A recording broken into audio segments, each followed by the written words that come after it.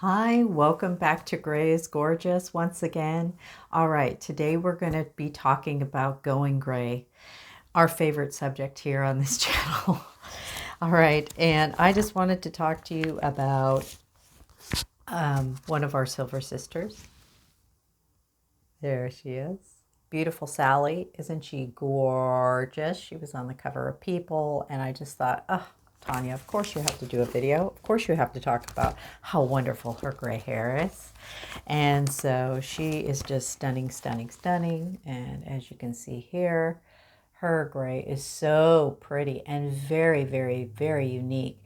It has kind of a dusting of brown, and it's very even, and so it just gives this beautiful taupish color.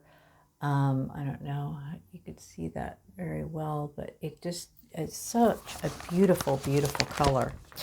And also, I really love the hairstyle as well. Of course, I love that cut. I had a similar cut to that. It's so, so cute. So there's Sally, and she is just gorgeous, isn't she? So another one of our silver sisters. Now it looks like, this looks like with her son. Here's a picture with her son. And it looks like she has a little bit more salt and pepper going on here in this photo here. See that? It's a little bit different than the other. So I don't know if she has what I like to call enhanced gray hair. That would mean a weaving back of colors back in, but I can see that white there. So perhaps it was the fact that her bangs were pushed back. So underneath, maybe she has a streak there. And yeah, so that's, and her hair looks like it was pushed back there. So I'm thinking she has that underneath. Like sometimes when you pull back your gray hair, you see more of the striations of white going through, and the pattern is slightly different. So that could have been the case there. But anyway, she's gorgeous. So let's talk a little bit about gray hair here. You never know what color you're going to have at the end of it all. But as you go through your journey, you start to get the idea of what it's going to look like. And one of the great things about it taking time to go gray is it gives you a slow, gradual process so that you have time to actually warm up to it and get used to it. I mean, if we all woke up one day and looked in the mirror and we were suddenly gray, we'd go, it's quite shocking.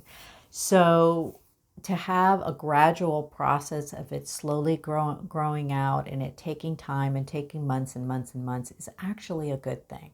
So I know for some of you, some of my sisters out there, I know it's, especially if you have longer hair and you know you're going to be in it for 3 or 4 or 5 years, depending on the length of your hair. However, that gradual process will give you time to connect with the hair, to get a good idea of what it's going to look like. And if you start to get excited, like I did about it, because by the time it got out to about this far and I pulled my hair back like this, and I could see what the gray hair would look like against my skin tone, and I actually started to get really excited about it. I was like, wow, okay, this does not look as bad as I thought it would look.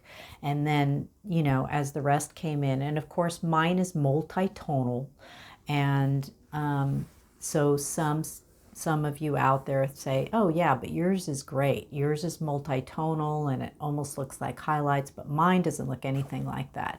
So in that case, you may want to enhance your gray hair by adding in some color or some other type of highlights if that works for you.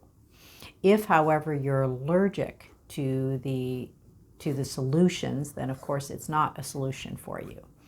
A wig is also another solution if you don't really like what's going on, or you are going gray, but you just cannot stand that transition period. The wigs have come a long way. A lot of them have lace fronts now where they come into your hairline and it looks so, so natural. So if you're interested in going the wig route, what I would do is I would get a wig in the hairstyle that's similar to the one you currently have with the color that you currently have for now. Unless you want to change and go, if you're a brunette and you want to try a blonde wig, what I would do is I would keep it the same cut as you have now. That way when you wear it, you start wearing it to work, people are going to be like, oh, okay, the cut's the same, but the color's different. So maybe she just colored her hair. And then, of course, you want to do your homework on wigs because there are so, so many. And there are so many types. And there's so many ways to which they make it look natural. You can get some with faux hairlines that actually they're kind of silicone and they look like, your part. So where they actually look like your scalp. And then they have ones with different types of caps, different types of weaving, and so you have to really do your homework. Now, I'm not an expert on it. I do not know of what I speak, but I do know there's a lot of great videos out there on how to purchase a wig. Look at some of those, how to fit a wig. Some of us have smaller heads, so if you have a smaller head, then you might want to get one with a smaller cap so that it's not so large and uncomfortable and so it doesn't do a lot of shifting. I know they have adjustments on the inside, but tabs, but those don't always make you feel comfortable. So you want a wig that's light, that's comfortable, that's airy, that doesn't maybe have too much hair. The hair is not too shiny on it. And you want a natural hairline. So if you're currently not sporting bangs and you just have your hair like this and you don't have bangs, then you definitely want to get one that has, that faux front line there so that it looks natural and blends seamlessly into your forehead so that it looks really supernatural.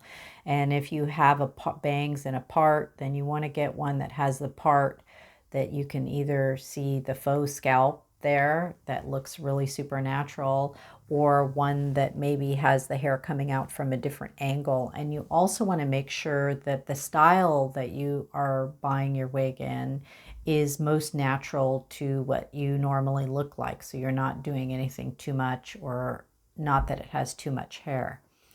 A lot of times the wigs will have too much shine on the hair, and that can also make it not look very good. But you can always put like powder on it, like baby powder or something, to kind of dull the shine. But I would definitely look for something that looks natural, most natural. And you can also get human hair wigs. And that's another part of it. Do you want something you can curl and style and do heat to? And I think the biggest part of all, and that maybe it's just me, is that when you wear a wig, and I used to wear them more in my mid-20s because I would love long hair, but I just couldn't grow out my hair. It would just kind of break off and split off at a certain point, and it just didn't look very good, and it takes so long to grow, and my hair is more thinner. But sometimes I wanted longer hair, so I would wear wigs. And I got one girlfriend into it, and she loved it too. And so I really like that. But and sometimes if I would get it close to my hair color or the cut that I had, people would go, oh, did you cut your hair, or did you get a new do, or something like that? And they would notice. With the very, very long wigs that I had, those were different, of course, because people knew I couldn't grow my hair that fast overnight. But I really enjoyed them. They're fun. One thing for me, and this may not be a factor for you, but it is different to have a feeling of a wig on your head. Now, you do get used to it, and maybe sometimes, depending on what place in the country you live, depending on how hot or humid it is. They can be very hot and they can be very uncomfortable. But you can find one that's comfortable for you, and over time, if you wear it every day, you will get used to that feeling of having the wig on your head. We all know Dolly Parton, who looks gorgeous all the time and has tons of wigs and wears them all the time. But that is an option. But if you are looking into that, I would definitely do your homework on all of those factors: the hairline factor, the part factor, the color, the shape, the style, the weight, how it's constructed, the size of the cap, the shine factor of the hair. All of those things are really important. So do your homework. A lot of places, and make sure they have your return policy in place. Always want to do that before you buy a wig. I wouldn't want you to go onto a site and spend $400 or $500 on a wig only to find out it's not the one for you and you can't return it and get your money back. So do make sure you double check and read all the fine print. And then you can always take it to your hairdresser, put it on, take it in with while you're wearing it to your hairdresser, and have them customize the bangs for you if there's too much, or if there's too much hair, or however they do, so that they can customize it to make it look just right for you. And that will also go a long way to having it fit properly and have it look properly. All right, so thank you so much for watching. I hope this video is helpful. Stay tuned for more, and if you're on the journey, continue, keep going. I love to see you get to the point where you're all gray and you absolutely love it. I have many of my friends who have transitioned, and since I started this channel, and I'm so happy for them, and most of them love their gray hair and say they will never go back. So, but there are a few of you who may not like it and end up going back, and that's fine too. It's whatever makes you feel beautiful, whatever makes you feel gorgeous. So take care, and thank you so much for watching. Bye for now.